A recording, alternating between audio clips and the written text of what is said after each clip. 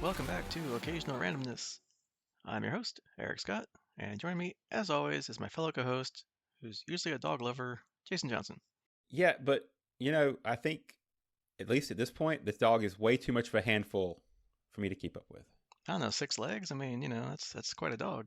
Yeah, but you only have two hands, so But it's got way too much teeth and not really housebroken there, so yeah, not really good. Don't want it biting off, feet and hands, and it's not really a good thing. yeah. I put my foot down at that point. Yeah, and leave it there. Yeah. All right, so here we are, starting the final season of Farscape, season 4. Only 21 more to go after this, plus the two-part Peacekeeper War miniseries. I guess given it took us over a year for season 3, we'll see how long it takes us here to get through season 4. We will milk it for all it's worth. That's true. And so, in keeping with the theme of how we do things around here, we'll kick things off with season 4, episode 1, Crichton Kicks. And after that, since they released a whole bunch in sequence here, we'll discuss the next 6 episodes of Season 3 of Star Wars The Bad Batch, episodes 6 through 11, which I guess it kind of fits. We did the first third, this third, and then we'll do the final third, maybe. So, yeah, there you go. That kind of works out. Symmetrical. That's right. And as always, if you like what we do here, please give us a like or review wherever you listen to this at, or sign up on our YouTube page, or follow us on X/Twitter, or even on Facebook. Just look for Occasional Randomness, and that's us. Or better yet, help spread the word and let everybody else know about us. We'd appreciate it. Thank you. Thank you very much. All right, here we go. The probably equally as long as before recap of Farscape Season 4, Episode 1, Crichton Kicks. Apparently, it's been months since Moya was sucked into a wormhole, and Crichton is outside in his module with a huge beard in full swing. So I guess, again, that's why it's been months. He's talking with the pilot who rescued him a long time ago, I guess months then, saying he's almost out of fuel, so he needs a little help here. He apologizes, admitting that he now accepts his friends aren't coming back from the wormhole, and he can't leave this new Leviathan a pilot, and just asks to be let back in. Not getting an answer, he shouts, awakening the female pilot, who says she must have dozed off. John goes back aboard the aging Leviathan, and this pilot tells him that since what they have won't work in his module unless purified and reduced, there's nothing on board that can fuel his module and his escape before they die. And that's the Leviathan and the pilot, not John. Because she says and clarifies that she and Elak, the Leviathan, promised each other that they die in the sacred burial ground when they were joined over 350 cycles ago. John says that he would have died a long time ago without them, but he's almost cracked wormhole for dummies, quote unquote. Crichton's only companion aboard ELAC, besides the pilot, is the final remaining DRD, which he has nicknamed 1812.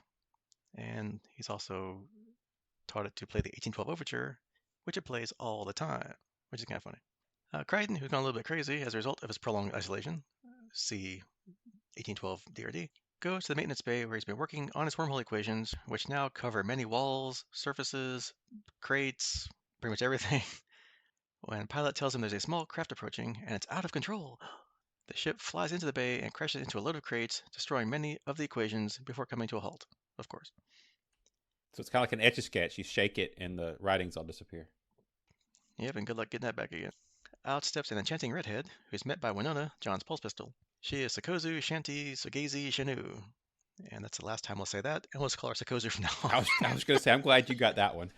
Yeah. And suggests he aims his gun behind him as the creatures following her execute on sight. And she asks what he is now going to do for her. Sikozu tells John that there shouldn't be anybody aboard the dying ship, but he cuts her off with a who, what, where, when, why, and how. She informs him that her brain can't tolerate translator microbes, and she must learn his language by hearing it. So she points around to various things around the bay, and Crichton tells her what they're called, and at her prompt recites the alphabet. Pilot tells John that another vessel approaches, one much larger than before. Sikozu asks if Elak can starburst, prompting John to point out that, hey, she speaks pilot.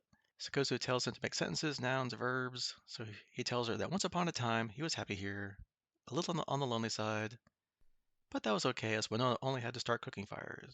And his module's out of fuel, and he's not going anywhere, and he's working like a mofo, with everything finally coming together on the crates until she smashes on through, pissing him off just a little bit. The only thing he had going for him, she just destroyed. Sikozu says that the Grudex will shock the hull, incapacitating most functions. Not pilot, though. They need to keep her alive to harvest the tuberose tissue, whatever that is. Suddenly they hear people boarding, So Sikozu quickly tells John they need to find an enclosed space as the Grudex are about to fumigate. Which doesn't sound good. No. Wasn't there a Star Trek episode about that? I think so. Well, that was a little more crazy than this, but yeah, close enough. Starship Mine, I think that was called, right? Die Hard in Space. Anyway, the two are in John's module where he asks who the Grudex are, to which she replies, Tubrae hunters. Okay, thank you. But then clarifies that Tubrae is Leviathan neural cluster tissue consumed by many cultures to enhance higher brain functions. She was with the Grudex until she had to flee for her life. The organization she works for was hired to find Leviathans, so she was given half a cycle to become an expert on their functions and habits. She worked really hard to find the sacred place because Tubrae is richer with age, and of course her reasoning is that harvesting this Leviathan is better than killing a young one, along with everybody on board. Which, yeah, makes sense. We cut to John's mind. He's on a beautiful beach, and he and Harvey are running along the shore. Harvey asks him how many men have a challenge, a goal, a destiny, clear as his, and tells him to stay focused on the riddle of the wormhole, affect the things he can only affect. A familiar voice, a lady sunbathing nearby in a bikini, tells John that Harvey is right. It's Erin, and John asks her to tell him again why she left. She rolls over, revealing that she is pregnant. Very Very pregnant. pregnant. Yeah. And says that she's not right for him. She was just the best of limited choices. He says, hey, that's his kid, Crichton's kid, but she says, this is her child. Back in reality, the Grudex arrive on board the ship and begin to hunt. John's trying to bring Pilot back to consciousness, but she has virtually no systems at all at her disposal, so she recommends they save themselves. Maybe in passing, she and Eli can save some others. John wants to fight for them and asks for any DRDs that remain with weapons. He asks Sikozu if they can negotiate. She says, nope, that's not their way. So he says that it's time for a show of force and shouts some Klingon at them, because they kind of look like Klingon kind of people. One of the Grudex shouts back that they have no quarrel with him, so remain clear and he may live. But John says not to destroy the ship, so the Grudex tells him, well, then flee then. And John flips that around and says, no, you've got 60 micros to get off. But the Grudex don't like that and open fire on him. John fires back, adding that a show of force is the only thing that Klingons understand. Sikozu tells him to make them think he's dead, but nah, he decides to fire again, prompting them to release a Bryn's hound, a blood hunter. The aforementioned sick-legged dog thing. Arf. Woof. So they run away, and Sikozu expects to find a hatchway in a certain place, but it's not where she expects, prompting John to mention that, oh yeah, by the way, every Leviathan grows to accommodate its passengers, and he realizes that Sikozu's never actually been on one before. They run to where the supposed hatchway is. The hound jumps past them, then circles back as John opens fire at it. Sikozu runs up a wall, hello Matrix, and calls for him to hurry up and shift his gravity center. That's not possible, so he shoots again and runs into a small space just as the hound bites his leg. We cut to, I guess, the medical bay or somewhere where Sikozu is fixing up John, commenting on how his vein in his leg needs to be smaller to accommodate shifting his gravity center. So, That's how it works. We got it now. oh, of course, yeah, small veins, that's how it works. Yeah. He asks again why she ran from the Grudex, and she replies that she too was too good at her job. By finding the sacred burial space with mature Tubrae tissue, she sabotaged her own self, breaching her contract so the Grudex don't even have to pay her. The Grudex continue to hunt, and Sikozu knows they have not found what they're looking for yet, as the lights in the area are still active. John's coming up with a plan to ambush the Grudex when he gets a comm from Chiana and Rygel, who are wondering why he's here, and they're in the maintenance bay. Say what? The Grudex find John and Sikozu, and their leader Ilkog says it's certain Sikozu won't tell anybody about this place when she's dead. Yeah, that's kind of how that works. Yeah. John gets up and aims at Ilkog, saying that he'll take their earlier offer and run away. The Grudex fire, but are held off by 1812. Da-da-da. As John and Sikozu run away, the hound catches up to them and bites off Sikozu's hand. Ouch. Golf clap. Yeah. Anyway. Well, one-handed golf clap. Fade to John shaving, as Chiana berates Sikozu and Rygel asks if John has seen Moya. Chiana and Rygel's pod isn't going anywhere. They were lucky to get this far. John asks what's wrong with Chiana, so she asks Rygel to tell him what's the matter. Rygel instead asks why John's shaving now, and then Chiana just blurts out and tells John that he is what's the reason. What's the matter with him? It's him. It's always him. She shows a wanted beacon with Commandant Greza offering huge rewards for the capture of any Moya crew, dead or alive. Chiana's got a 5 million currency pledge on her. Worse still, the beacons are everywhere. Literally everywhere. Every port. Every bar. Every ship that can fly. All because of John. So she goes over and kisses him, okay. As Rygel adds, oh, by the way, he's worth 7 million. Chiana asks why he's shaving now, and he answers that he's finally figured out the wormholes. Don't see why you have to shave for that, but whatever. That's what you do when you figure out wormholes. You have to shave. Yeah. Maybe he's more skin face to write on, maybe so he has to shave. I don't know. Rygel's surprised as Crichton reminds them who better to save Leviathan than them. Sikozu says, oh, by the way, when you're out there, go fetch my hand, as she can rebond with her flesh. Okay, cool. That's handy. Hey. John tells Rygel, hey, why don't you go get it? And goes off with Chiana. She tells John not to confuse her and Sikozu, prompting him to pin her up against the wall to talk about it, whatever it is. She says that her visions have evolved. There's a cheat-proof game in the casinos that they're at, and she won 7 times in a row. And they arrested her, had a little fun, and tortured her. Nothing new. She no longer sees the future, but rather the present. It slows down, but leaves her with blinding headaches, and as if it uses up her eyes so she can't see. And each time it happens, the effect lasts longer and longer. John says that they'll find a way to fix this when they get out of here, but to screw the dog, they'll need rope, a rabbit, and a membrane. Chiana decides, yeah, I don't know what that means, so she goes gets the rope and leaves the rest to John. Meanwhile, Rygel gets as close as he can to the Grudex, telling John they're still down there. Well, yeah, because they're not done yet. Cut to John back on the beach with Aaron, feeling the baby kick. Hey, episode title. He says that it's a boy, but Aaron says girls kick harder. John retorts that maybe it's not his, and she says he just won't let that rest. And after suggesting other possible fathers, they feel the kick some more. And back in reality, Rygel finds John in the corridor and mentions that he sees he's still obsessed, and John asks if Aaron said anything to him before he left. Goodbye, good luck, good riddance, he replies. But John says that's what Rygel said, and he's not obsessed. He asks again, and Rachel tells him for once to listen. When your lover leaves you repeatedly, take the hint. John replies that was the plan, but Rachel knows how his plans go. Meanwhile, Chiana finds Sikozu striking a bargain with the Grudic and shoots him. She and Sikozu get into a fight before John and Rachel arrive to pull them apart. Chiana tells them that Sikozu tried to make a deal with the Grudics and points to the currency, which Rygel recognizes as Scaran currency. Sikozu wonders, with the Nabari, Hynerian, and John, all from Peacekeeper realms, what kind of currency do they have? She explains that she is Kalish, and they hate the Scarans, but she did corrupt in their territory. John asks what her plan actually was, and she says she bought them a ship, which the Grudic would leave behind so they could leave. She then notices a shake and tells the others that the Grudics have found what they're looking for, so they will be dead soon anyway. And then John leads them to a nearby open hatch when Rygel asks why they've not been sucked out yet, and he says Pilot is holding it closed with an electrostatic membrane, but one hit and it's busted. And this is how they're going to get rid of that bridge sound. Sikozu realizes that the tuberry harvesting has begun, so she and Chiana go to find the slaughterhouse, despite the Nabari's objections, while Rygel will be the rabbit to the hound. On the way to the Grudic area, Chiana and Sikozu argue, with Sikozu climbing a wall to show Chiana that she can go places that Chiana can't. Yeah, show off. Rygel soon runs into the hound as John finishes preparations and then lures it out, but the hound does not hit the door. The third attempt is the charm, and it gets sucked out, with John only staying on board thanks to the rope around his waist. Ah, that's what the rope was for. There we go. Meanwhile, Ilkog walks up behind Sikozu and says that he's been expecting her. Da-da. Sikozu tells him that her contract prevents her from revealing the sacred ground's location, and, John is highly ineffective. He will fight, though. Ilkog says that his worries are now through, and Sikozu sarcastically hopes she isn't one of them. He says no, he'll honor her contribution and take her with him if she'll divert John and the others, and she thanks him. John grabs Sikozu as she leaves, takes her to the pilot's den, where Pilot says she's had 6 children, leading John to call Sikozu a mummy killer. Aw. Low blow. Sikozu says she simply follows her orders and tells him not to moralize with his narrow perspective. So take it back there, buddy. You and your narrow perspective. That's right. Chiana plays back a transmission, though, that Pilot intercepted, in which the Grudex say no other suitable Leviathans were found, and Sikozu's employers have been made aware that, through her own error, she lost her life. Sikozu gets upset and says that's not fair or right, but John adds that she has limited options. In short, help them or die. So here's John's wonderful plan. They've created a pulley system set up atop of Pilot's den, and the plan is that with Chiana starting at the top and John at the bottom, Chiana will use her time-slowing powers to get a good look at the hoses the Grudex are using, so Sikozu can inform John how to use the hoses to kill the Grudex. Then, a heavy bucket will be used to propel John back up, and he will shoot the pipes and hopefully get rid of the Grudex. Let's fly, Chiana says, and the plan gets underway. Crichton swings down on the pulley, going past the Grudex who don't see him. Chiana on the other end, and jumps off and ends up in front of the Grudex who shoot, but as they do, she slows down things with her new powers, and as the shots miss her, she spots 3 hoses that John must shoot. That's convenient.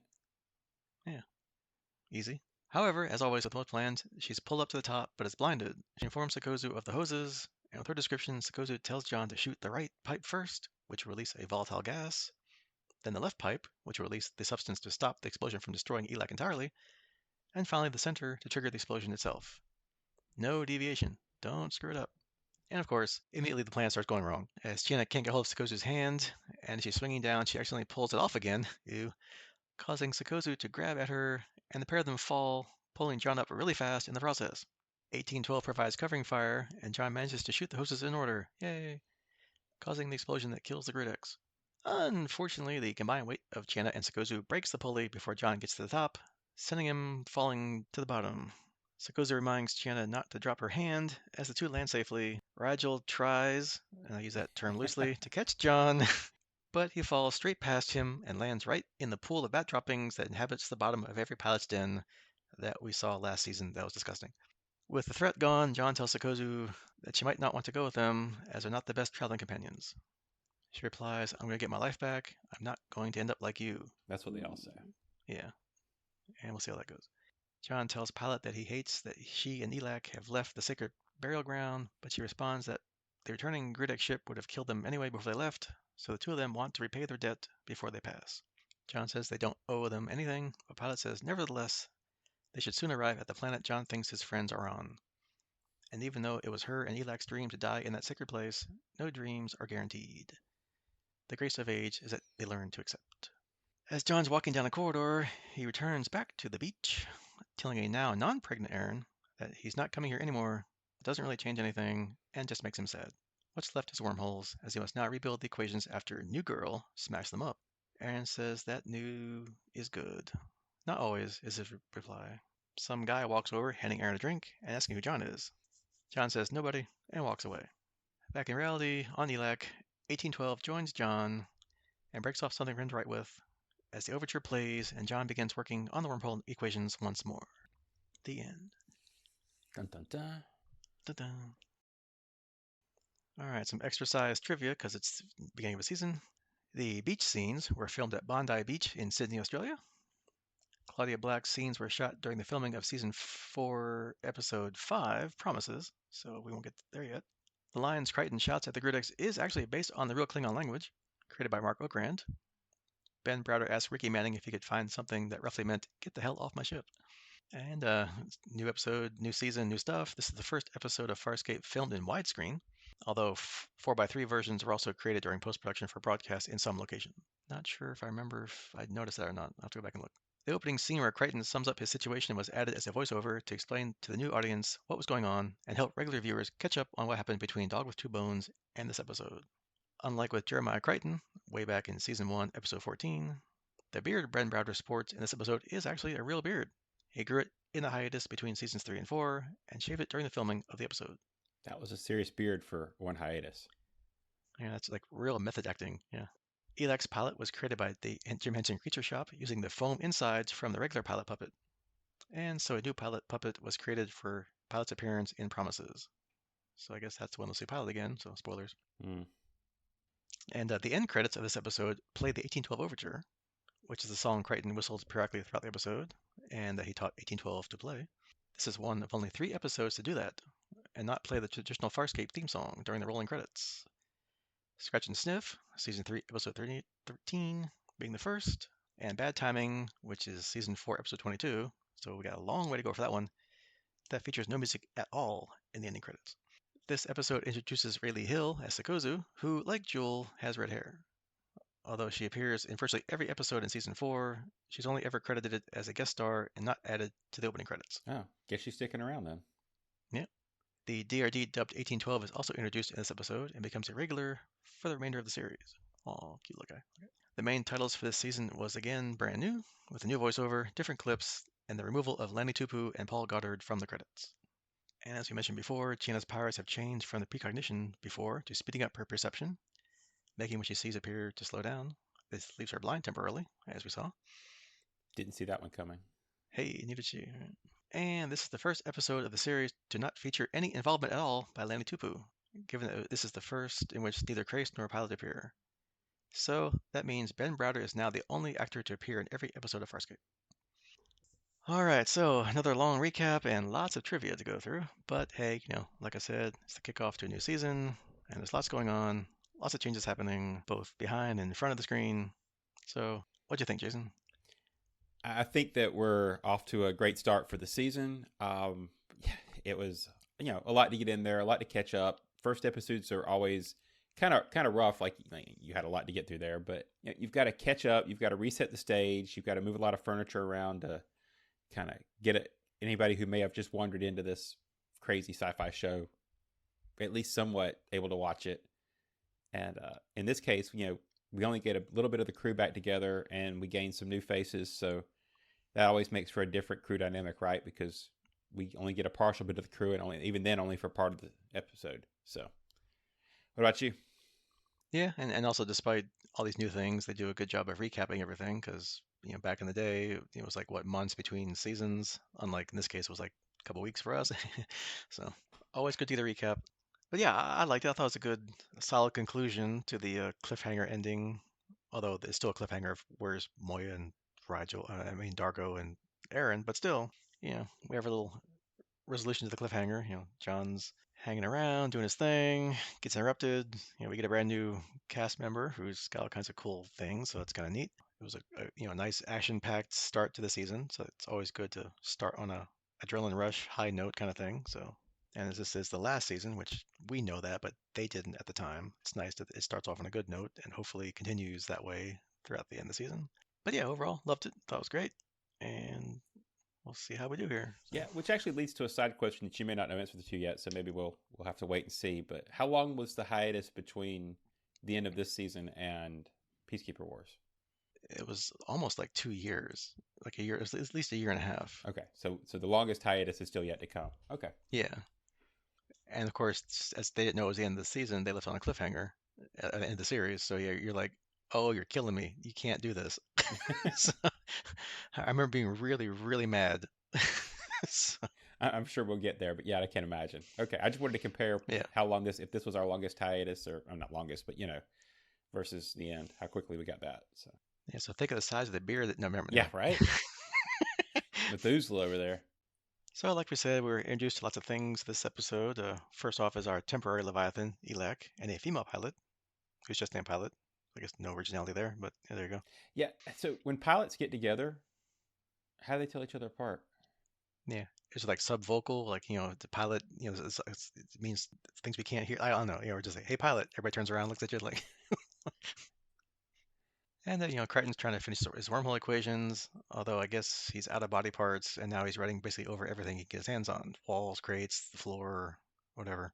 They mentioned that they can't help him with fuel, so he's kind of stuck there until they die. And it's just him, pilot, and his little DRD buddy that he's nicknamed 1812, and for some reason, I guess because it's cool and it's a great piece of music, has taught it to play the 1812 overture all the time, which is pretty funny. That would definitely drive me insane if that was what I had to listen to all the time, though. As much as I like it, I think I need a different radio station.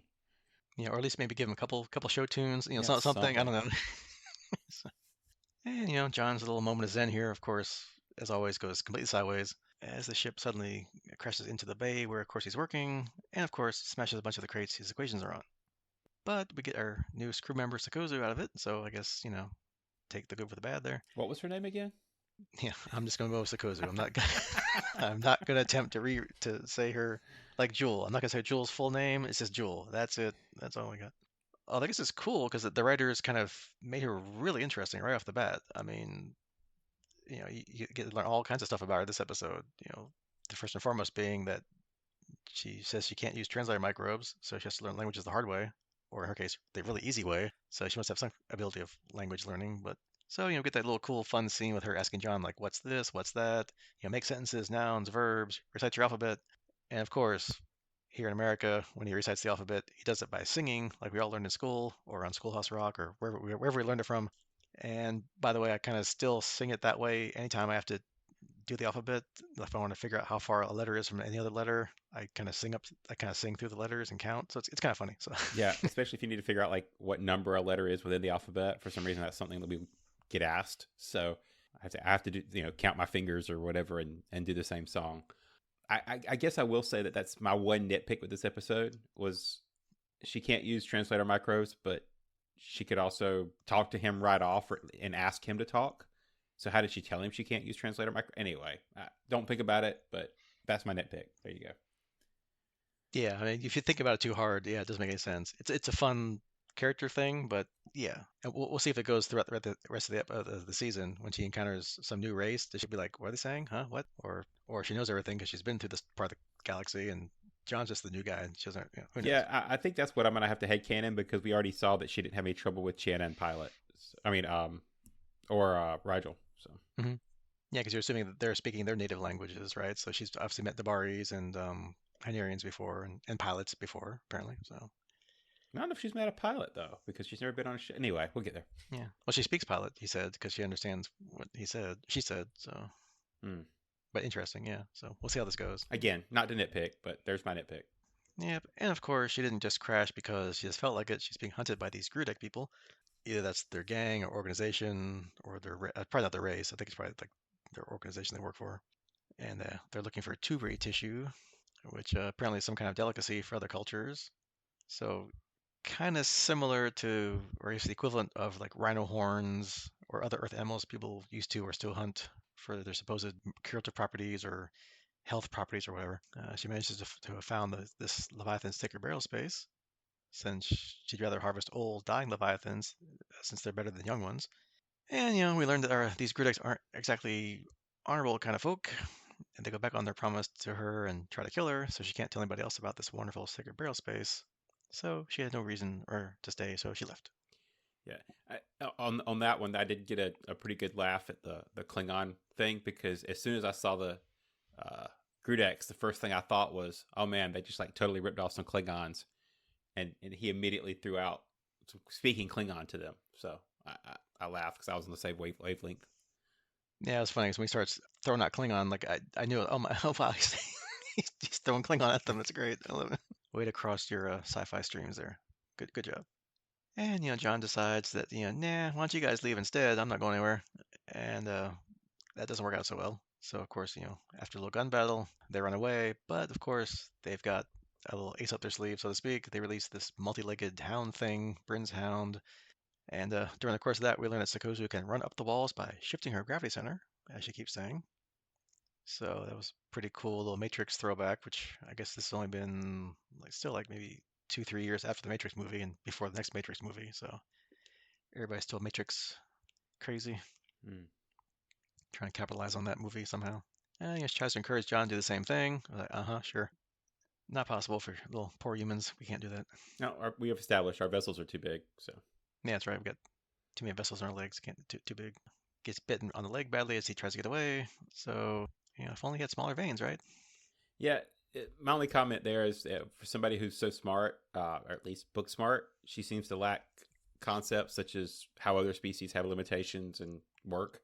So I just kind of chalk that up to just like she'd never actually been on a Leviathan. Maybe she hasn't encountered all the stuff that she's read about, right?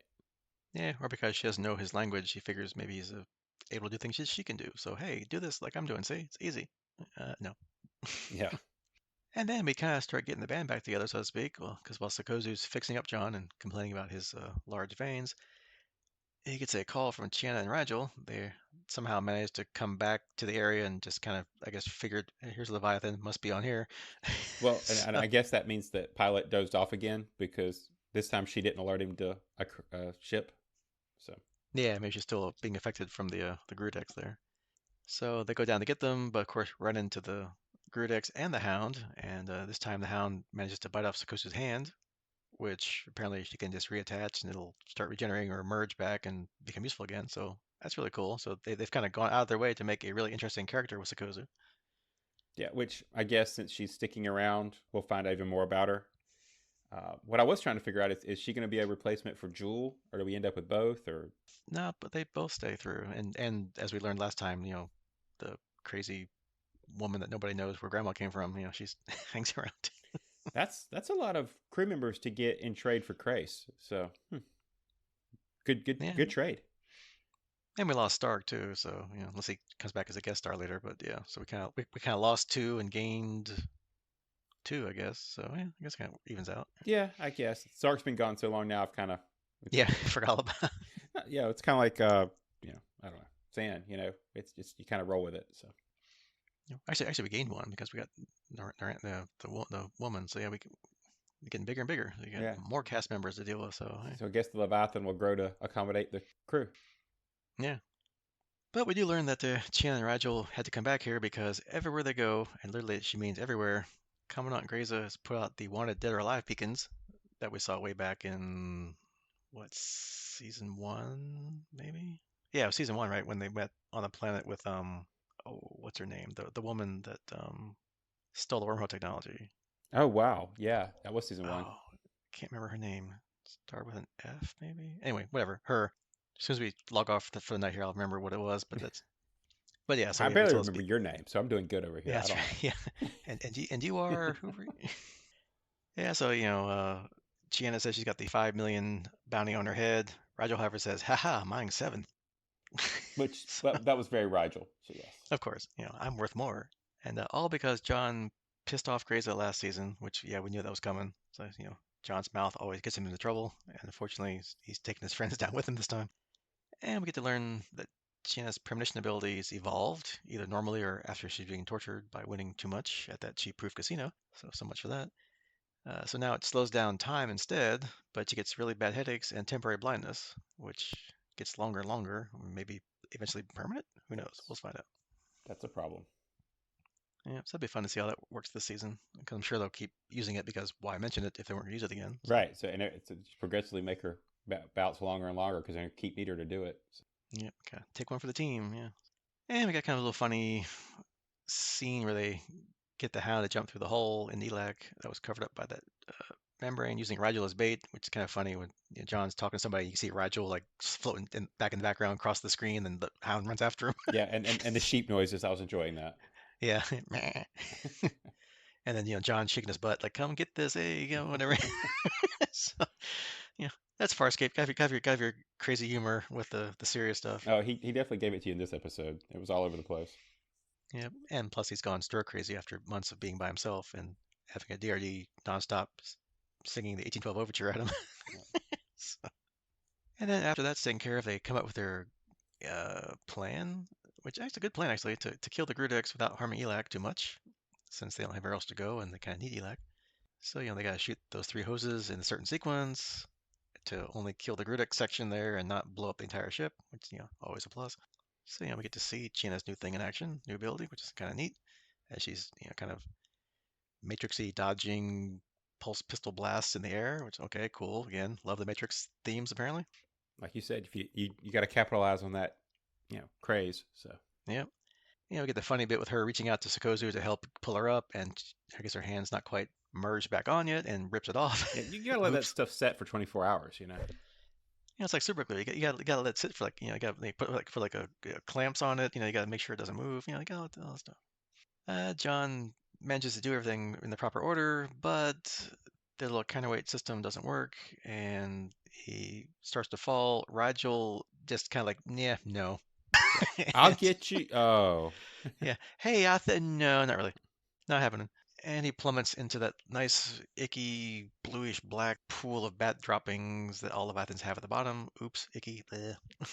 I totally forgot that it was actually bat droppings until you hit the recap, and I'm like, oh yeah, that's what that was. I just thought it was glowing sludge there for a minute. I forgot why it was there. Yeah.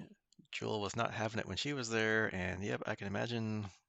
I'm assuming it smells. They didn't really say that, but And you would think. I don't know. he went full like platoon or whatever, like going through the muck with just his eyes. Like that's commitment right there. Yep, he went for it. So props to Ben there for going, taking one for the team there, right in there.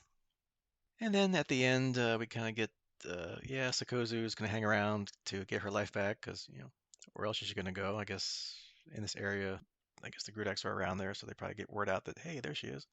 And Elac and her pilot have agreed to leave the sacred burial space, even though they came here to die, because they want to repay their debt to John and them for saving them a little while longer, I guess, and take them to some planet where John thinks the others of Moya's crew might be. Not really sure how he might know that, Yeah. but I guess whatever. Anyway, we'll just hand wave that away there. And we cut to John, 1812, working on wormhole equations again, picking up where he left off, maybe, if he can figure out what was destroyed, what wasn't, I guess, but there you go. Which gives us great bookends to the episode, right? Because he starts out with the 1812 working on equations, and he ends the episode with 1812 working on equations. Yeah, and then we cut to our ending credits with the overture playing, which is kind of funny. I thought it was great. Yeah, Because usually I skip the credits, but I'm like, wait a minute. All right, and then I guess we only have like a little B plot, I guess you could call it, in John's head, where we first cut to him on a beach with Harvey running through the sand and surf, and Harvey rocking the wide-brimmed hat and a wild T-shirt. So nice job, welcome back, Harvey. And he kind of tells him, you stay focused on wormholes, forget all the other stuff. You've got destiny, a skill, a drive. They get interrupted by Erin nearby, who's really pregnant. And then kind of other scenes later, they kind of argue about whether it's a boy or girl, who the father is, feel the baby kick, so all the things that you'd expect. And I guess we could kind of therefore get our title, so to speak, kind of Crichton, i.e., the baby kicks. yeah. So I guess you could argue on which Crichton it is, but it's still Crichton, right? So Yeah, I mean, again, as we even the crew argued with back when the twinning thing happened, that it's basically the exact same person. All the tests prove that they're basically the exact same people, same person that just got divided effectively. So yeah, I mean, it's got to be the other Crichton's baby because this Crichton and Aaron haven't done anything because she wasn't up for it, wasn't in that mindset. Even though he probably would have been, but she definitely wasn't. So yeah, it's got to be the black John, green John, whatever. Anyway, I can't remember the other John. yeah, the other one. And then while it's a cool little title drop in the B plot, I'll have to say I wish we'd had some more Harvey, especially this like beach frantic Harvey because he had a very Doc Brown from Back to the Future vibe going on. I was kind of waiting for him to be like "Great Scott" or something, So uh, anyway, Yeah, and there's a good job by the extras in the background, or I guess they tried not to cut to like non-actors there because no one bats an eye that there's some guy in a like black leather dominatrix looking outfit thing with a hat on and a wild t-shirt. So yeah. just like nothing to see here, happens all the time. Nothing to worry about. Well, maybe it does over there. You don't know. Don't judge. I don't know. I had never been to Australia. I don't know how these things work. It was the 2000s, man. Yeah, anything went back then. And then in the final beach scene in John's head there, Aaron's not pregnant anymore. And John basically says, I'm done with this. I'm not coming back because it won't change anything. And just makes them all sad. He's got to focus on his wormhole equations. Guessing first to find out where Moya went, because that's important, because, he feels probably responsible for that. And then after that, I don't know, is he going to try to find Aaron? Is he going to go home in his head? That's probably what he's thinking. But his only options are. Yeah, so I guess we'll kind of wrap it up and see where he thinks he's going now that he's had time to think. Yeah, because that's the whole point of last episode is he can't have it both. He can't take Aaron to Earth because then Scorpius will follow, or Peacekeepers will follow, or Scarens will follow and do nasty things to Earth. So he's going to, if he solves the equations, he's still going to stay around on Moya with Aaron. Now Aaron's left, Moya's disappeared. So it's kind of like, now what do you do? So Yeah, probably, I guess if he can't find Aaron, then he's going to go home. I would, in his head, I'm thinking that's what he thinks is the options. guess we'll find out. Yep, we got 21 more episodes to go, so we'll see what happens. Plus a two-part miniseries, so he's got plenty of time to think through his options there. All right, anything else to talk about that we didn't talk about already? No, I think like we kind of said at the opening, this was a good kickoff to the next season, and we know that it's gonna be the last. But either way, they did a good job of getting all the pieces back, and we've got our crew to reassemble. But new faces, new stories. Yeah, we're back. Yep, same bickering. So just new people, same different bickering, same bickering. Yeah, now Chiana has somebody else to yell at. So yeah, it's nice. Yes, now we got Chiana, the Chiana Jewel and Sikozu hate triangle there or whatever. Yeah. We'll see how that goes. Yeah. All right, so next time on the Farscape portion of the podcast, we will do, of course, Season 4, Episode 2, What Was Lost, Part 1, Sacrifice. So, hey, already got the first multi-part of the season. So, doing our usual guessing game of what does that title mean? Yeah, so at least the first two-parter officially named of the season, if you don't count the end of Season 3 and this episode of Season 4 being kind of a bookends to one another. Which I think that's the quickest they've jumped into a multi-parter. Because season 3, their first two-parters when Zan died, and that was like what, episodes 4 and 5 or something like that, Sounds or right. even Yeah. 3 and 4. So yeah, they got even quicker on this one. I guess they've learned that two-parters or multi-parters do well. So let's jump into that real quick. Yeah, keep using them. Yeah, it works. As we said, multi-parters are always wonderful and fantastic. So as for what the title means, well, they lost Moya. Dargo and Aaron think they're free after last season, but now they're not thanks to Greza, so they've lost their freedom. Elak and Pilot have lost their goal of dying in the sacred Leviathan burial space, so that might be the lost part. As for what the sacrifice part could be, I don't know. Do we lose Elak and new Pilot so soon? Maybe, maybe not. I don't know. I'm pretty sure all the characters we met before in this season, so they're not going to sacrifice somebody else. So I don't know. That's about all I got. Yeah, I'm gonna go with, I don't know, maybe John moving past Aaron for a little bit, which won't last, but that's been our major loss, right? Or maybe the crew being lost amongst themselves. I'm focusing more on the lost part, not the sacrifice part. Yeah, now that you've said it, I kind of think the sacrifice part might be Alec and Pilot, but I kind of hate that. I've enjoyed having a different Leviathan to see kind of kick around, so I'd like to see him at least make it. Well, I started to say a couple episodes, but we know 4 is promises, right? That was kind of in the trivia. So yeah, you're probably right. One other bit of things I wanted to touch on. We found out at least a possible age for a Leviathan dying, passing from old age, right? Because we find the age of Alec. So Yeah, 350 cycles. That's a good run there. yeah. So anyway, yeah. I guess we'll find out next time.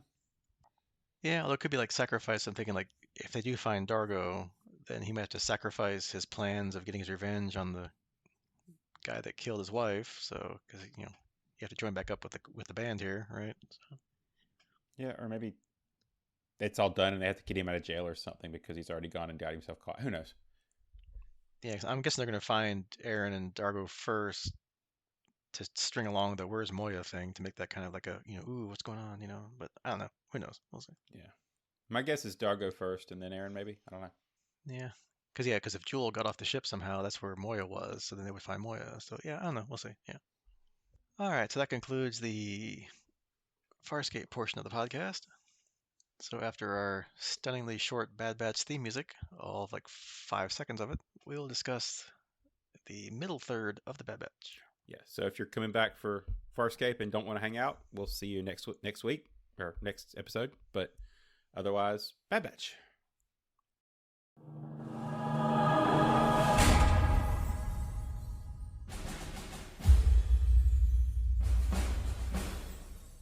All right.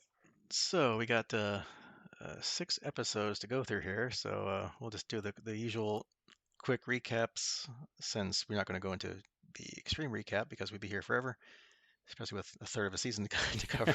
So you want to do the first one, and since I did the big one, then we'll just kind of alternate there Yep. back and forth. All right. All right. So I'll go ahead and jump into the first one with season 3, episode 6, Infiltration. Guarded by Rex and his fellow rogue clones, Avik Singh, the former senator of Raxus, secretly meets with Rio Chuchi, I'm going to slaughter the name, sorry, to discuss the formation of a rebel movement against the Emperor. Until, that is, a clone assassin strikes. Dun, dun, dun. Yeah, dun, dun. The attack fails, and the assassin is captured and pressed for information about Tantus, but another assassin is sent out to kill him before he can talk. Among his equipment, Rex's men find a register listing Omega as one of his assigned targets, prompting Rex to summon the batch to his base on Teth. Omega and Crosshair relate what little they know about the Imperial movements and the clone assassin division formed by Hemlock. Upon hearing that they have captured one, Crosshair warns them that a secret tracking implant inside the operative, but then the second assassin strikes, killing the captive. The base is accidentally blown up, and an Imperial retrieval team, led by Commander Wolf, arrives to recapture Omega. And then we jump right into it literally because they dropped it at the same time. Episode 7, Extraction. So we jump in right where that left off with the Bad Batch, Rex, and his few remaining surviving troopers making their way through the ruined base, pursued by Wolf's men and the clone assassin, the later in defiance of Wolf's orders to stay there and don't get involved. The fugitives launch a shuttle, but the assassin shoots it down, forcing a crash landing and a rough trek to an extraction by Echo. The assassin pursues them on his own until he goes over a waterfall after facing Crosshair in a duel. And at the extraction point, Wolf catches up to them, but after being confronted by his old friend Rex and the truth behind the Empire's treatment of clones, he lets the survivors escape. As they depart, Rex advises Hunter that in order to keep Omega safe, they have to find out why she is so important to the Empire.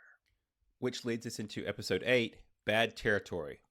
Fee, who's been asked by the Batch to make inquiries about the Empire's M-Count project, reports that bounty hunters have been hired to search for subjects with that special trait. Believing that Fennec Shan may know the answer, Hunter and Wrecker decide to seek her out, leaving Omega and Crosshair on Pabu. While Shan knows nothing herself, she refers them to another bounty hunter who might, in exchange for them helping her capture her current target, Salar Saris. After a difficult hunt, they bring Saris down, but Shan secretly informs another party about the Batch. On Pabu, Crosshair refuses to talk about the trauma he's endured on Tantus, which impairs his sniping skills. Omega helps him overcome this handicap by teaching him meditative techniques. And then we got episode 9, The Harbinger, or Harbinger. While waiting on Pabu, the Batch encounters Shan's contact, who turns out later to be Asajj Ventress, who informs them that the M count signifies a person's innate connection to the Force. Which, we all knew that, but anyway. Oh, that's what that was. Yeah. What? No. Yeah, I won't go on about episode. Anyway. Ventress tests Omega's ability using Jedi techniques, but once the Batch discovers Ventress's identity, their distrust of her turns into outright hostility. Omega is convinced that Ventress is sincere and continues the tests, but during her final trial at sea, Omega inadvertently summons a large sea monster, of course, which attacks them. Ventress rescues Omega and pacifies the creature, gaining trust with the rest of the Batch. Ventress claims that Omega's M count is low, but then, after she's gone, indirectly admits to the adult clones that she was lying. Before leaving, she warns them that they will not be safe on Pabu while the Empire continues hunting Omega. In episode 10, Identity Crisis, all over the Empire, children revealing Force sensitivity are snatched up and delivered to Tantus. With Nala Se's imprisonment, Hemlock reluctantly promotes Emery Carr to her vacant position and familiarizes her with Project Necromancer. Once witnessing the callous brutality with which the children used as specimens were treated, Carr slowly becomes disillusioned with the Empire and the righteousness of her work. Facing the cancellation of his project's funding, Hemlock learns that his clone assassin from Teth has tracked down Fee as one of Omega's contacts and sends him after her. And then we got our final episode of our little podcast recap this time, episode 11, Point of No Return. The clone assassin infiltrates Fee's ship during a refueling stop and hacks her navigation computer, learning about Omega's whereabouts on Pabu. Just as the Bad Batch prepare to leave the planet, the assassin arrives and confirms their presence, destroys the Marauder, and calls in the Imperial Strike Team. With their means of escape cut off, the rest of the Batch tries to evade their pursuers, while Hunter leaves to steal a gunship. Unfortunately, Hunter fails, and after that, Omega decides that the only option is to surrender herself, both to spare the people of Pabu and to enable the Batch to trace her back to Tantus. Crosshair attempts to plant a tracker on the ship that's leaving and fails, and the assassin leaves with Omega. All right, so that's a quick recap of a third of the season down, 1/3 to go. So, kind of overall, high level, what do you think there of these 6 episodes? So I guess I'll start off with, does it really have to end? I know, I love that. This has been such a great run. Yeah, I'm just gonna miss this show. I mean, it's good stories. At this point, we're getting, and I realize we're winding down, right? We're in the blast stretch at this point, so there's almost no filler. Just every episode, even the ones that are, and I'm sure we'll get there as we kind of talk a little bit more about the characters, but the episodes that don't even have the Batch in them are major story moves, right? I mean, the plot just keeps moving. So, yeah, I'm gonna miss it. It's been a great show. Yeah, I mean, we'll talk about it here in a bit, but yeah, I love when they do, like episodes not about the Batch, where it's just more about either what's going on somewhere else or just what's happening in general in this universe, or like with regular people doing regular jobs, so to speak, like the one Coruscant episode last season and that kind of stuff. It's just fascinating that they're weaving all this stuff together and showing you like the whole world of Star Wars that you wouldn't have normally gotten in a movie because they don't have time to spend on that kind of stuff in the movie. Yeah, I mean, we've got a lot of time in here, so Yeah, so I guess kind of go back a little bit to the beginning of, well, this episode 6 here. So we kind of get the beginnings of the slightest glimpse of what the rebellion will be about, by, informing with Senator Tucci and Avi Singh. So, not a lot, which is fine. That's kind of what Andor's for, not really Bad Batch. but I'm kind of glad that they did talk about it because it's nice to see, like I said before, Filoni kind of weaving in everything together into this whole tapestry of Star Wars, so to speak. If you want to make a grandiose kind of poetic gesture here. Yeah, and to keep on my theme of time, right? I mean, it'd be kind of interesting. Uh, I'm wondering with Chuchi and Singh, are we going to see some failed rebellion attempts before the successful ones kick off? I mean, are they the ones that maybe started, or do they fail? Because I don't remember us hearing them about them in the future, right? This the media we have. So did they fail, and then it's not till later that we get Mon Mothma and some of the stuff from Andor kicking in. I mean, we've got just got so much room to play out here. So Yeah, I mean, if I wanted to, which I haven't, well, though now I might want to, is yeah, trying to get like the timeline. Like when's the Bad Batch happen? When's Andor happen? When's Rebels? Just kind of see like what's the gap between these kind of things. Like, yeah, how close are we to the rebellion kicking off into full swing? Which is, which has to be like small pieces at a time. It can't be like this giant rebellion. So it's got to, start one step at a time. And we're kind of seeing that throughout these various animated live action shows. So it's kind of, I love it. I love world building, as I'm sure I've said lots of times before. So it's kind of great to see like just kind of them plugging in the little gaps between all the episodes and series. yeah, I don't think we have, and I'm sure somebody's done the math, right? Um, Not my strong suit. We do know that we started with Order 66, right? So basically, right at the end of Revenge of the Sith, or kind of in the middle of Revenge of the Sith there.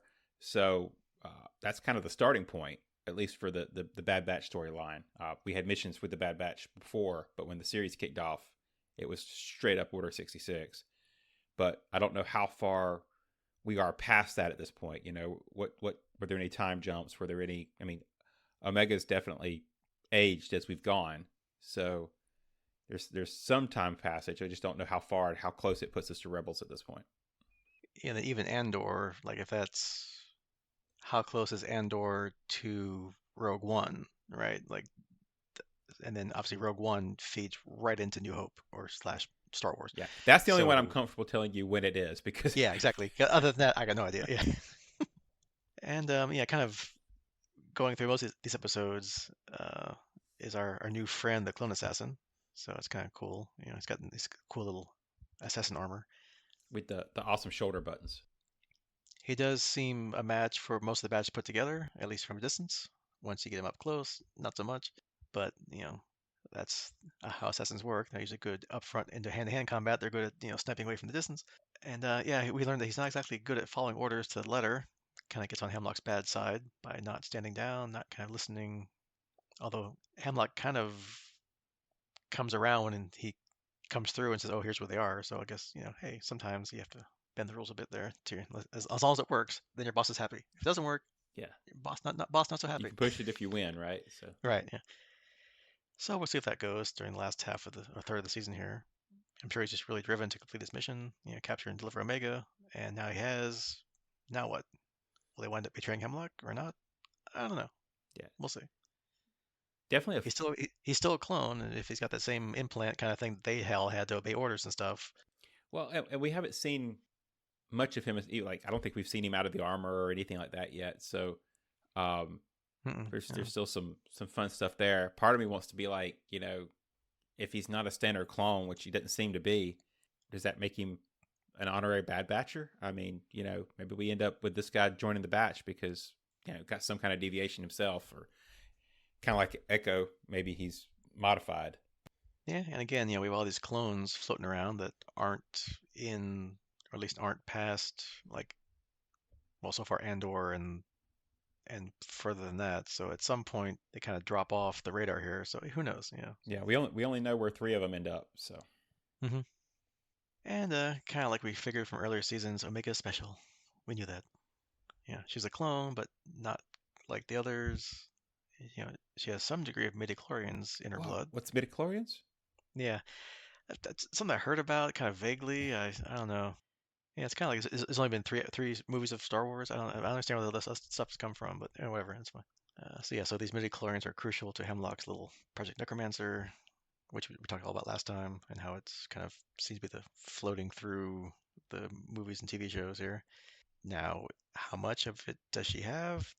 they aren't saying, how it ranks with other Jedi's levels of midichlorians. Again, they're not saying, which is fine. Don't need to know that. But Asajj kind of indirectly says it's not low, so could be high, could just be more so than you would think from a regular person, because she got that huge creature summon on Pabu, so it's interesting.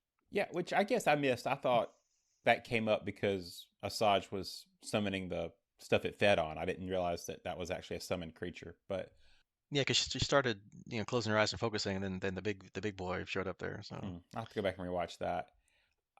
Because my thought on this was it'd be interesting to see if she's not actually force sensitive like at all, although they are putting a lot of time in her meditation. So, yeah, but they started to push that to like quasi Jedi. yeah, but I think it'd be interesting if her blood, isn't specifically the fact that she has an M count, but that they've found a way to use her to synthesize a binder, so that you can take the M count from others and merge it into the clones because clones can't seem to take a M count. Yeah, it's kind of interesting. Yeah, like where's it going? Because from that machine that we saw back in the first two episodes of the season, it's like, yeah, they're testing everybody's blood every day. So it's like, if they knew, well, of course they didn't know she had the high M count or an M count because they kept destroying, not say kept destroying her blood, but they must not know what they're doing exactly because they keep putting something else with it. So it's like it's not, yeah, obviously it's like one part of the two parts they need to do with their big secret project here. So yeah, I'm kind of curious to see if they kind of expand on it here in the next episode or two here. I don't know. But for now, we don't need to know. Just know that, they want Omega. She's got something they need. So there we go. That's all we need to know right now. That's right. Speaking of Asajj, we get to see her again, who's now kind of making up for her past wrongs. Kind of. So, Yeah, with a new haircut. yeah, new haircut, new eye color, I think. I don't know, couldn't tell. But, kind of lost that, like, evil Jedi look, kind of, it's a dead giveaway. Well, and Gotta, she switched lightsaber colors too. So yeah, so that means she's good now because it's not red. well, So, she's independent, right? And that that's right. yellow's been adopted as the I'm Like, neutral or like, like, whatever. like third party Jedi. Yeah, Like, yeah. so, Non-affiliated. that's right. Yeah. And it was kind of funny to see the Bats trying to take her on because once they knew who she was, which I mean, they fought along Jedi during the Clone Wars, so they probably knew they had no chance whatsoever, but they still did it because Omega's part of the crew and they gotta stand up for her. But yeah, she wiped the floor with them. So, Yeah, as she should have. hmm I mean, we saw her go toe to toe with some pretty powerful characters throughout the Clone Wars, so it would make sense for her, struggle against them. I did enjoy seeing her. It's always kind of cool that they bring in these characters that we, what happened to so and so, or where did so and so end up, right? So they're still out there, but I also appreciate that they didn't overuse her. They didn't drag it. It wasn't like a multi episode. We didn't spend half a season on it. It's like, nope, get in, get what you need. We've got the appearance. We get some good scenes, and then she moves along. yeah, and then that's probably the person that Fennec was calming at the end of her episode.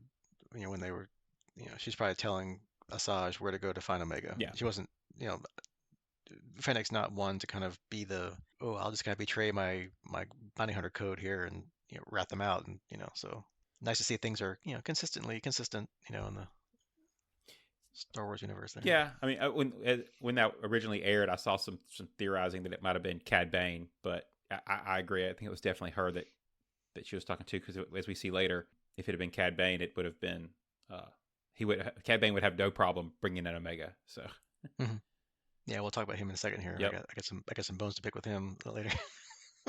But yeah, as we talk about, it's nice when they do like a episode that's major character free. And in this case, the one with a Emery car and learning more what's going on in Mount Tantus. I thought was a great episode, which I guess we'll kind of maybe get into Mr. What's his face here. But so she's now the head researcher because she kind of shoehorned her way in there because like hey, if not Nalase, why not me, right? So okay, he went for it. So okay, cool. way to pitch yourself for promotion. Yeah, you got to strike while the iron's I, I, I don't know that I agree with her salary negotiation techniques, but yeah, well, So we get to learn all about Project Necromancer. Did not expect, I'll have to admit, a kind of a prison common area with Force-sensitive children in it. I did not have that on my bingo card. Although, again, not really sure what else they're doing with them other than just taking their blood samples every day. And I guess, like we said before, mixing it with the other thing that they have to have some reaction, whatever it is. Maybe, yeah, a stable midichlorian count. Maybe they're growing midichlorians. Again, I have no idea what they're doing. So it's fun to speculate but all we know is it's the end result is to have force sensitive clones. Therefore, what we saw again in Mandalorian, what we saw all tons of, literally tons, like I said before, in Rise of Skywalker. So we know the end results. It's just a matter of how this fits into it, I guess. So we know Omega's got it in spades. That's what they're looking for. But I guess they keep doing experiments anyway, just in case they get lucky with what they have. I guess if they can't get her. So this is where my theory comes in of the binder, right? Because you've got we know they've got two different sample pools. This is Jason's conspiracy corner here. You've got two different sample pools. You've got clones, and you've got force sensitive that they're kidnapping. So I don't think they're looking for changes in the force sensitives. They know they've got M counts, right? Once you've sampled a M count from one of these kids, they've got the M count, but they're taking those and trying to use them to mix with the blood they're drawing from the clones, because they're trying to figure out which clones may have had the capability to bind the midichlorians, the M count, into a clone. So it's the binder capability of a clone they're looking for, and the force sensitives are just there to give them M counts to work with. That's my conspiracy. No, I guess it does kind of make sense because if they're trying to clone non-force sensitive people and then give them force sensitivity, yeah, that would make sense. Yeah. Like you have to have a way to transfer the midichlorians to a non-force sensitive individual. So yeah, okay, I like it. I like it. It's a good theory. I like that. It only breaks down on the fact that they keep capturing more kids, and you'd think that once you had a force sensitive M count to work with, you just keep getting blood from the same one. But yeah, Yeah, I mean, there's that too. again, And then I don't guess if overthink you it. think, yeah, and even going back to like the first season of Mandalorian, that's what they're looking for Grogu for, probably to get his blood, for the little experiments that didn't shut down there. But it could be the same thing. Just Right. however many years later they're trying again. So Yeah, he was trying to do the same thing as the Emperor's clones were. I think each faction was trying to develop their own force sensitive clones. So hmm like their own little arms race kind mhm. of thing. Because that's what Jedi are good for, is just police work, shock troops. Yeah. So There's a dearth of law enforcement in the yeah. Empire. But yeah, so it was cool to see like the whole kind of evolution of Emery, dealing with the children there. First she kind of starts talking to him like, no, don't talk to the experiments or specimens or whatever. Then she starts calling them by their, experiment name, which is kind of funny. And yeah, as we see throughout the episode, yeah, that doesn't last too long, and she gets all upset basically. And I mean, we'll see where it goes. I mean, see if it's like we got 4 episodes to go. So does she sabotage the stuff at the end? I don't know. I mean, assuming, I guess, from what we said before, Mandalorian and later Rise of Skywalker, it does take a while to perfect this, like, decades. So maybe they don't wind up fully stopping Hemlock's research at the end, but set it back a long time. So, Yeah, I mean, what, we're at least 35 years, 30 years at this point. So yeah, at least for to Rise of Skywalker, where they finally perfected. Yeah. yeah, Although, yeah, this episode, I'll have to say, yeah, the whole Bane thing really made me upset because you cruel, heartless bastard. How can you, capture a toddler from his mom? I mean, that just made me really upset. So, awesome job, writers. You got the anger in the right spot there, and it got us all, you know, ooh, Cad Bane's evil guy. Of course, his name's Cad Bane, so what do you expect? But yeah.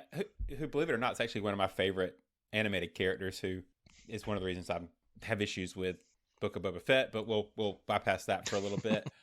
Yeah, it I think the episode accomplished what it was supposed to, right? My youngest actually mentioned while we were watching it that he didn't like that episode. He blamed it on the fact that there was no Bad Batch, but I think that it's tough to get through because that was their goal, right? They want you to make you feel it. They want it to be unpleasant. yeah, because the Empire is not all kumbaya touchy feely. I mean that they're cruel, ruthless, totalitarian kind of people, and and they hire people to help them that are like that. So yeah, I mean it fits, and I do like Cad Bane in general, just like the way he talks, like the kind of like the old Western gunslinger, and he looks like one, and it's a cool thing. I get it, and he's just basically the bad bounty hunter, as opposed to the neutral bounty hunters or the good bounty hunters, so I get it, and good job. But yeah, they definitely knew how to push people's buttons, and they did for sure in this one. Yeah, mission accomplished. Yep. And then kind of as we go along, we kind of get our Empire Strikes Back moment here in the last episode that we've seen so far, the point of no return. Everything looks grim for our group. Hemlock's team finds Pabu. They blow up the Marauder, so Shades of Mandalorian. You've lost part of the crew basically. You've lost their ship, which you've identified for the last 3 seasons with these guys. They kind of injure several of them, or at least Wrecker. They kind of took Hunter out of the whole thing. Basically, he had to swim for miles back to shore or whatever. So he Yeah, was basically done at that point. yeah, He wasn't going anywhere. yeah. We He don't was know his exhausted. we don't know his condition, but he's not. Yeah, he wasn't there for a lot of it. Yeah, having to swim in armor for how far there. Yeah, he's out of it for a while. So Omega does the brave and only thing she can probably do is just offer to surrender if they'll leave Pabu unharmed, which is a risk because the Empire doesn't have to keep promises to rebels.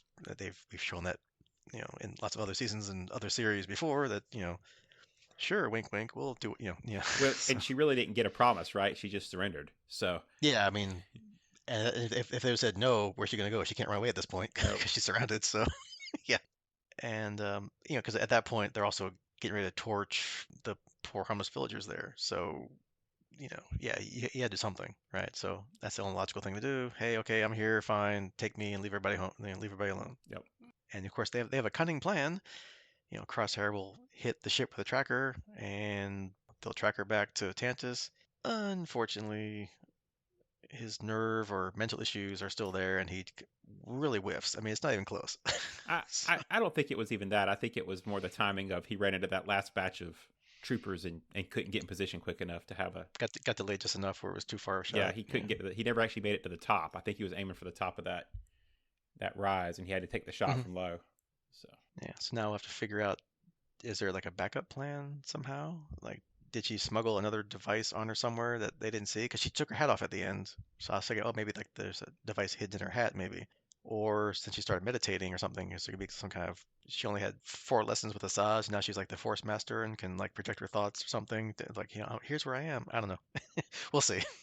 yeah, I'd be surprised. I think we'll have to have maybe Emery or something else be the catalyst there to get her out. I don't think they're gonna. I think we're funny enough. We've circled back to the beginning of the season, right? We're right back. Crosshair's out, but as far as Omega goes, she's right back at the same spot she was to start the season. I will echo what you said a minute ago, though. I hate when we keep losing good iconic ships, and the biggest heartbreaker in the Mandalorian for me was the destruction of the Razor Crest, and now we've lost the Marauder. So man, we just can't keep good ships. Yeah, they hate these ships. Yeah. Oh, got to sell more. Although we have Echo, we're come pick him up, so he'll bring something. Yeah, well, Maybe not another Marauder type ship, or maybe he will. I don't know how prevalent they are around.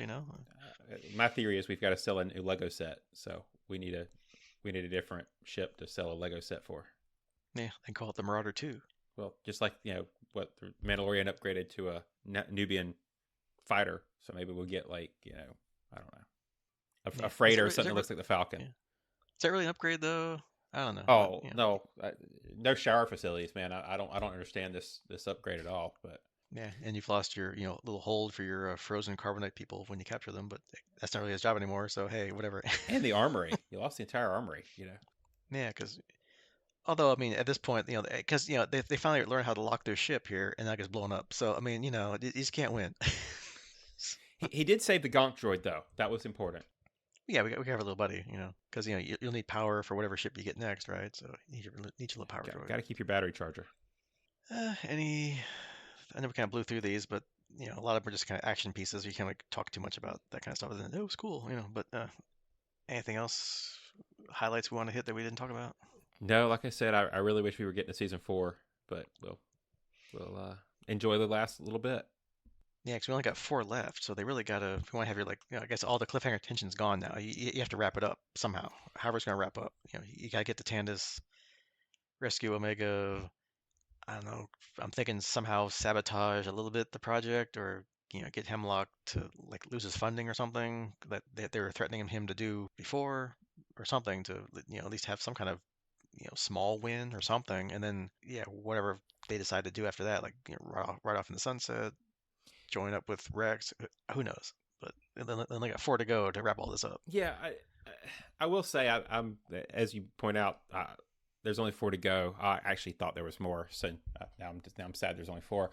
But I think I can't see how they can do that. Right? There's just too much left between and that I keep mentioning the time, right? But there's so much time left and so much story left. I think we may be hitting the end of the Bad Batch, but I wouldn't be surprised if we don't get our characters don't carry over to another series, right?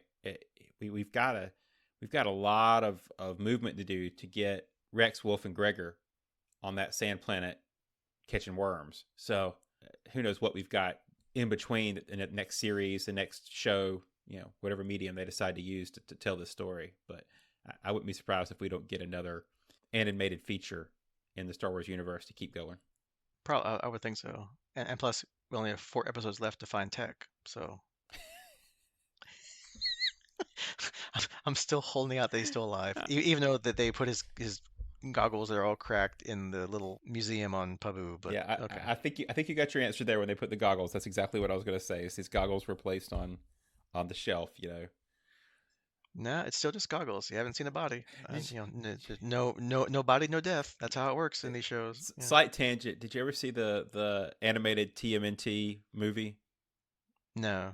Uh, there's a slight spoiler, but there's a scene there where they're putting their helmets on the trophy wall. Because it takes place after they did the movies, and so they like the Shredder's helmet was on the wall, and they had a couple others, and there's a couple of scenes where they add the helmet of from the victory onto the wall as a trophy, and that's all I could picture when they were adding the goggles was here's our wall of whatever. So I can hold out hope till the end of this next four episodes here, and then oh well, okay, I guess he's gone. maybe that's our next series. Maybe it's the Tech show, and you find out what happened to Tech in the new spinoff series.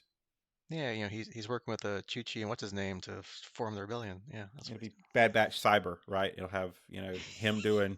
cyber things on the Empire. He'll become like a hacker against the Empire. Yeah, it could be a whole thing. It'd be like, yeah, Bad Batch Cyber, Bad Batch NCIS, bad. I'm telling you, there's a whole law enforcement thing here they're not taking advantage of. I mean, like, the A team, you get do a whole spinoff. Well, Yeah, basically, we've been watching the A Team, so true. Yeah. So, all Hunter's got to do is say he loves it when a plan comes together, and we're there. So man, like, does Wrecker hate getting on planes or no? He doesn't really. No, he likes flying. that's tough. You could you imagine if you had a character that couldn't stand to fly on the ships? Yeah. They got to drug you every time they change planets. Yeah, I'm sure they got a guy that loves walking across, giant chasms on a small walkway because that's all over the place. No guardrails.